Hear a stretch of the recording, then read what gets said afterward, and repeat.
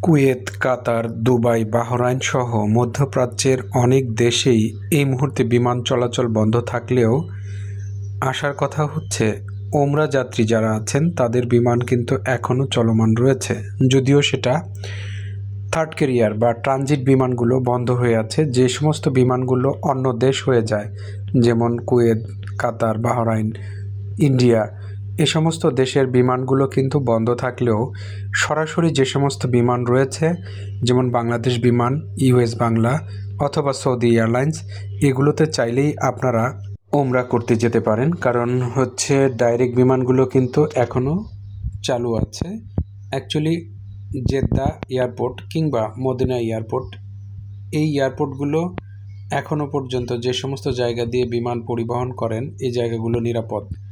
এই জন্য আপনারা যারা ওমরা ভিসা এখন করে ফেলেছেন বা রমজানে ওমরা যাওয়ার নিয়ত করে রেখেছিলেন বা ঈদের পরে যারা যাবেন ভিসা করে রেখেছেন, তারা চাইলে ওমরা করার জন্য যেতে পারেন। আল্লাহর রহমতে কোনো সমস্যা নেই। অনেক হাজি সাহেবই আছেন যারা নিয়ত করে রেখেছেন পবিত্র রমাদান মাসে তারা মসজিদুল হারামের ভেতরে এতেকাপে বসবেন।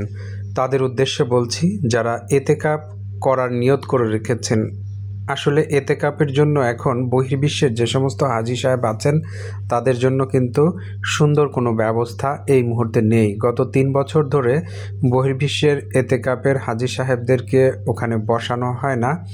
স্থানীয় কিছু হাজি সাহেব আছেন, তাদের জন্য এতেকাপের ব্যবস্থা রাখেন। আসলে এতেকাপের জন্য যে পরিমাণ সুযোগ সুবিধা দরকার, মসজিদুল হারামের কনস্ট্রাকশনের কাজ চলমান বা এর বিভিন্ন কাজের জন্য তারা এখনও গুছিয়ে উঠতে পারেনি। এজন্য এতেকাপের জন্য কিন্তু ওইভাবে ব্যবস্থা নেই। এটা অনলাইনে অ্যাপয়েন্টমেন্ট নিয়ে তারপর এতেকাপ করতে হয়। কিন্তু আমাদের দেশে হাজি সাহেবেরা অনেকেই অনলাইন অ্যাপয়েন্টমেন্ট না নিয়ে এতেকাপে বসে যান। এতে করে হয় কি, মসজিদের কোনো একটা প্রান্তে বসলে তাদের কিছুক্ষণ পর পর উঠিয়ে দেওয়া হয়। এখানে আসলে থাকার বা ঘুমানোর সুযোগ নেই।